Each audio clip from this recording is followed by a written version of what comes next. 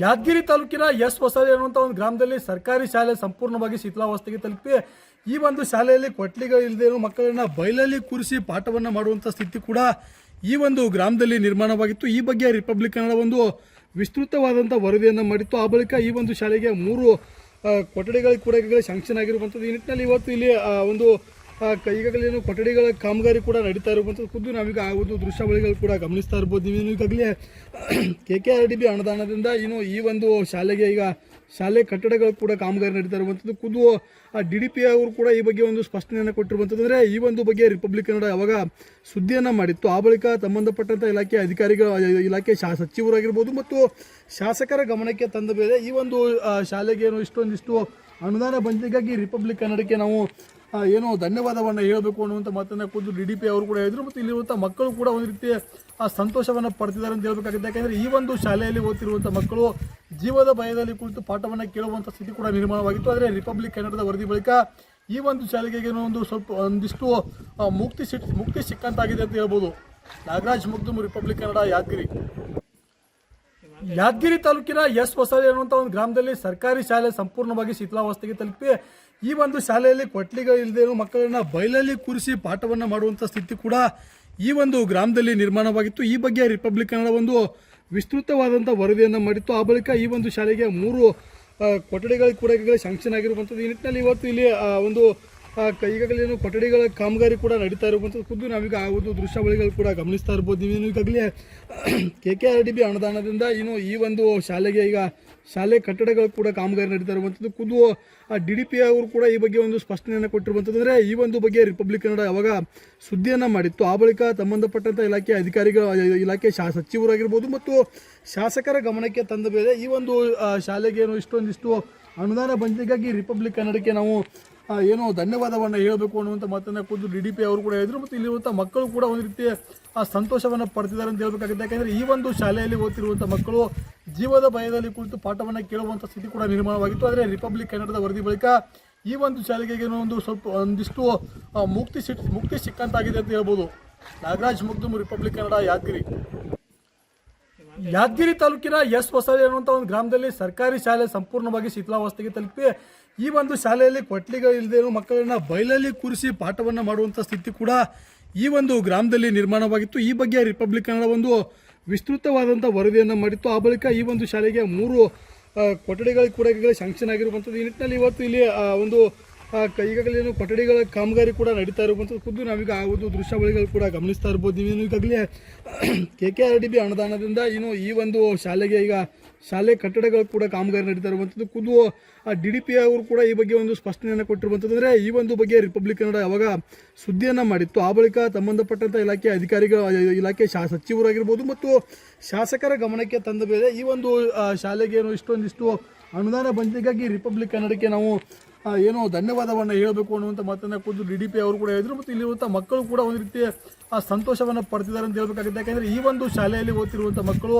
ಜೀವದ ಭಯದಲ್ಲಿ ಕುಳಿತು ಪಾಠವನ್ನು ಕೇಳುವಂಥ ಸ್ಥಿತಿ ಕೂಡ ನಿರ್ಮಾಣವಾಗಿತ್ತು. ಆದರೆ ರಿಪಬ್ಲಿಕ್ ಕನ್ನಡದ ವರದಿ ಬಳಿಕ ಈ ಒಂದು ಶಾಲೆಗೆ ಒಂದಿಷ್ಟು ಮುಕ್ತಿ ಸಿಕ್ಕಂತಾಗಿದೆ ಅಂತ ಹೇಳ್ಬೋದು. ನಾಗರಾಜ್ ಮುಗ್ದುಮ್, ರಿಪಬ್ಲಿಕ್ ಕನ್ನಡ, ಯಾದಗಿರಿ.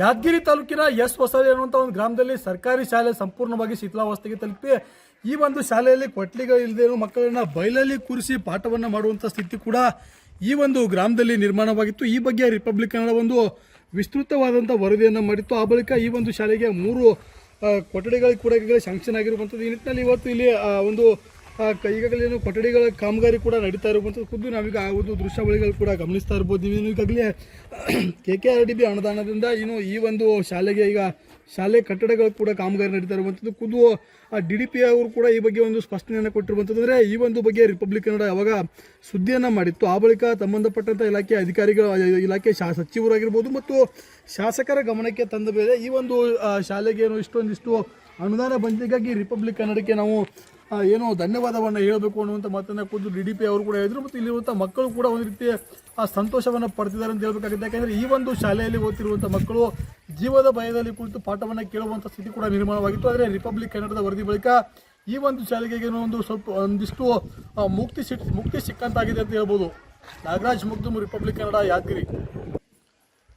ಯಾದಗಿರಿ ತಾಲೂಕಿನ ಎಸ್ ಹೊಸಳ್ಳಿ ಅನ್ನುವಂಥ ಒಂದು ಗ್ರಾಮದಲ್ಲಿ ಸರ್ಕಾರಿ ಶಾಲೆ ಸಂಪೂರ್ಣವಾಗಿ ಶಿಥಿಲಾವಸ್ಥೆಗೆ ತಲುಪಿ ಈ ಒಂದು ಶಾಲೆಯಲ್ಲಿ ಕೊಠಡಿಗಳು ಇಲ್ಲದೆ ಮಕ್ಕಳನ್ನ ಬಯಲಲ್ಲಿ ಕೂರಿಸಿ ಪಾಠವನ್ನು ಮಾಡುವಂಥ ಸ್ಥಿತಿ ಕೂಡ ಈ ಒಂದು ಗ್ರಾಮದಲ್ಲಿ ನಿರ್ಮಾಣವಾಗಿತ್ತು. ಈ ಬಗ್ಗೆ ರಿಪಬ್ಲಿಕ್ ಕನ್ನಡ ಒಂದು ವಿಸ್ತೃತವಾದಂಥ ವರದಿಯನ್ನು ಮಾಡಿತ್ತು. ಆ ಬಳಿಕ ಈ ಒಂದು ಶಾಲೆಗೆ 3 ಕೊಠಡಿಗಳಿಗೆ ಕೂಡ ಈಗಾಗಲೇ ಶಾಂಕ್ಷನ್ ಆಗಿರುವಂಥದ್ದು. ಈ ನಿಟ್ಟಿನಲ್ಲಿ ಇವತ್ತು ಇಲ್ಲಿ ಒಂದು ಈಗಾಗಲೇ ಕೊಠಡಿಗಳ ಕಾಮಗಾರಿ ಕೂಡ ನಡೀತಾ ಇರುವಂಥದ್ದು ಖುದ್ದು ನಾವೀಗ ಆ ಒಂದು ದೃಶ್ಯಾವಳಿಗಳು ಕೂಡ ಗಮನಿಸ್ತಾ ಇರ್ಬೋದು. ನೀವೇನು ಈಗಾಗಲೇ KKRDB ಅನುದಾನದಿಂದ ಈ ಒಂದು ಶಾಲೆಗೆ ಈಗ ಶಾಲೆ ಕಟ್ಟಡಗಳು ಕೂಡ ಕಾಮಗಾರಿ ನಡೀತಾ ಇರುವಂಥದ್ದು. ಖುದ್ದು DDP ಅವರು ಕೂಡ ಈ ಬಗ್ಗೆ ಒಂದು ಸ್ಪಷ್ಟನೆಯನ್ನು ಕೊಟ್ಟಿರುವಂಥದ್ದು. ಅಂದರೆ ಈ ಒಂದು ಬಗ್ಗೆ ರಿಪಬ್ಲಿಕ್ ಕನ್ನಡ ಅವಾಗ ಸುದ್ದಿಯನ್ನು ಮಾಡಿತ್ತು. ಆ ಬಳಿಕ ಸಂಬಂಧಪಟ್ಟಂಥ ಇಲಾಖೆ ಅಧಿಕಾರಿಗಳು, ಇಲಾಖೆ ಸಚಿವರಾಗಿರ್ಬೋದು ಮತ್ತು ಶಾಸಕರ ಗಮನಕ್ಕೆ ತಂದ ಮೇಲೆ ಈ ಒಂದು ಶಾಲೆಗೆ ಇಷ್ಟೊಂದಿಷ್ಟು ಅನುದಾನ ಬಂದಿಗಾಗಿ ರಿಪಬ್ಲಿಕ್ ಕನ್ನಡಕ್ಕೆ ನಾವು ಧನ್ಯವಾದವನ್ನು ಹೇಳಬೇಕು ಅನ್ನುವಂಥ ಮಾತನ್ನು ಖುದ್ದು DDP ಅವರು ಕೂಡ ಹೇಳಿದರು. ಮತ್ತು ಇಲ್ಲಿರುವಂಥ ಮಕ್ಕಳು ಕೂಡ ಒಂದು ರೀತಿಯ ಸಂತೋಷವನ್ನು ಪಡ್ತಿದ್ದಾರೆ ಅಂತ ಹೇಳಬೇಕಾಗುತ್ತೆ. ಯಾಕೆಂದರೆ ಈ ಒಂದು ಶಾಲೆಯಲ್ಲಿ ಓದ್ತಿರುವಂಥ ಮಕ್ಕಳು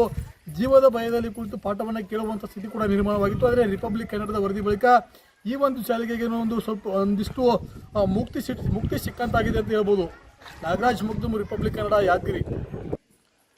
ಯಾದಗಿರಿ ತಾಲೂಕಿನ ಎಸ್ ಹೊಸಳ್ಳಿ ಅನ್ನುವಂಥ ಒಂದು ಗ್ರಾಮದಲ್ಲಿ ಸರ್ಕಾರಿ ಶಾಲೆ ಸಂಪೂರ್ಣವಾಗಿ ಶಿಥಿಲಾವಸ್ಥೆಗೆ ತಲುಪಿ ಈ ಒಂದು ಶಾಲೆಯಲ್ಲಿ ಕೊಠಡಿಗಳು ಇಲ್ಲದೆ ಮಕ್ಕಳನ್ನ ಬಯಲಲ್ಲಿ ಕೂರಿಸಿ ಪಾಠವನ್ನು ಮಾಡುವಂಥ ಸ್ಥಿತಿ ಕೂಡ ಈ ಒಂದು ಗ್ರಾಮದಲ್ಲಿ ನಿರ್ಮಾಣವಾಗಿತ್ತು. ಈ ಬಗ್ಗೆ ರಿಪಬ್ಲಿಕ್ ಕನ್ನಡ ಒಂದು ವಿಸ್ತೃತವಾದಂಥ ವರದಿಯನ್ನು ಮಾಡಿತ್ತು. ಆ ಬಳಿಕ ಈ ಒಂದು ಶಾಲೆಗೆ 3 ಕೊಠಡಿಗಳಿಗೆ ಕೂಡ ಈಗಾಗಲೇ ಶಾಂಕ್ಷನ್ ಆಗಿರುವಂಥದ್ದು. ಈ ನಿಟ್ಟಿನಲ್ಲಿ ಇವತ್ತು ಇಲ್ಲಿ ಒಂದು ಈಗಾಗಲೇ ಕೊಠಡಿಗಳ ಕಾಮಗಾರಿ ಕೂಡ ನಡೀತಾ ಇರುವಂಥದ್ದು ಖುದ್ದು ನಾವೀಗ ಆ ಒಂದು ದೃಶ್ಯಾವಳಿಗಳು ಕೂಡ ಗಮನಿಸ್ತಾ ಇರ್ಬೋದು. ನೀವೇನು ಈಗಾಗಲೇ KKRDB ಅನುದಾನದಿಂದ ಈ ಒಂದು ಶಾಲೆಗೆ ಈಗ ಶಾಲೆ ಕಟ್ಟಡಗಳು ಕೂಡ ಕಾಮಗಾರಿ ನಡೀತಾ ಇರುವಂಥದ್ದು. ಖುದ್ದು DDP ಅವರು ಕೂಡ ಈ ಬಗ್ಗೆ ಒಂದು ಸ್ಪಷ್ಟನೆಯನ್ನು ಕೊಟ್ಟಿರುವಂಥದ್ದು. ಅಂದರೆ ಈ ಒಂದು ಬಗ್ಗೆ ರಿಪಬ್ಲಿಕ್ ಕನ್ನಡ ಅವಾಗ ಸುದ್ದಿಯನ್ನು ಮಾಡಿತ್ತು. ಆ ಬಳಿಕ ಸಂಬಂಧಪಟ್ಟಂಥ ಇಲಾಖೆ ಅಧಿಕಾರಿಗಳು, ಇಲಾಖೆ ಸಚಿವರಾಗಿರ್ಬೋದು ಮತ್ತು ಶಾಸಕರ ಗಮನಕ್ಕೆ ತಂದ ಮೇಲೆ ಈ ಒಂದು ಶಾಲೆಗೆ ಇಷ್ಟೊಂದಿಷ್ಟು ಅನುದಾನ ಬಂದಿಗಾಗಿ ರಿಪಬ್ಲಿಕ್ ಕನ್ನಡಕ್ಕೆ ನಾವು ಧನ್ಯವಾದವನ್ನು ಹೇಳಬೇಕು ಅನ್ನುವಂಥ ಮಾತನ್ನು ಖುದ್ದು DDP ಅವರು ಕೂಡ ಹೇಳಿದರು. ಮತ್ತು ಇಲ್ಲಿರುವಂಥ ಮಕ್ಕಳು ಕೂಡ ಒಂದು ರೀತಿಯ ಸಂತೋಷವನ್ನು ಪಡ್ತಿದ್ದಾರೆ ಅಂತ ಹೇಳಬೇಕಾಗುತ್ತೆ. ಯಾಕೆಂದರೆ ಈ ಒಂದು ಶಾಲೆಯಲ್ಲಿ ಓದ್ತಿರುವಂಥ ಮಕ್ಕಳು ಜೀವದ ಭಯದಲ್ಲಿ ಕುಳಿತು ಪಾಠವನ್ನು ಕೇಳುವಂಥ ಸ್ಥಿತಿ ಕೂಡ ನಿರ್ಮಾಣವಾಗಿತ್ತು. ಆದರೆ ರಿಪಬ್ಲಿಕ್ ಕನ್ನಡದ ವರದಿ ಬಳಿಕ ಈ ಒಂದು ಶಾಲೆಗೆ ಒಂದಿಷ್ಟು ಮುಕ್ತಿ ಸಿಕ್ಕಂತಾಗಿದೆ ಅಂತ ಹೇಳ್ಬೋದು. ನಾಗರಾಜ್ ಮುಗ್ದುಮ್, ರಿಪಬ್ಲಿಕ್ ಕನ್ನಡ, ಯಾದಗಿರಿ.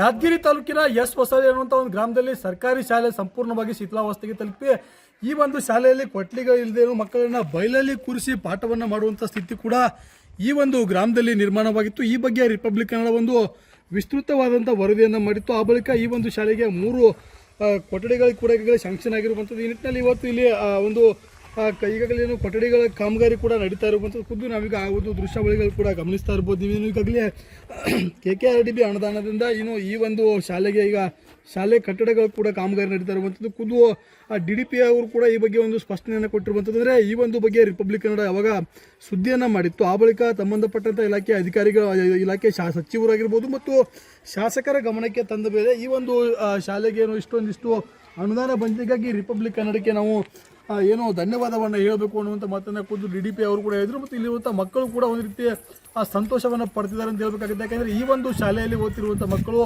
ಜೀವದ ಭಯದಲ್ಲಿ ಕುಳಿತು ಪಾಠವನ್ನು ಕೇಳುವಂಥ ಸ್ಥಿತಿ ಕೂಡ ನಿರ್ಮಾಣವಾಗಿತ್ತು. ಆದರೆ ರಿಪಬ್ಲಿಕ್ ಕನ್ನಡದ ವರದಿ ಬಳಿಕ ಈ ಒಂದು ಶಾಲೆಗೆ ಒಂದಿಷ್ಟು ಮುಕ್ತಿ ಸಿಕ್ಕಂತಾಗಿದೆ ಅಂತ ಹೇಳ್ಬೋದು.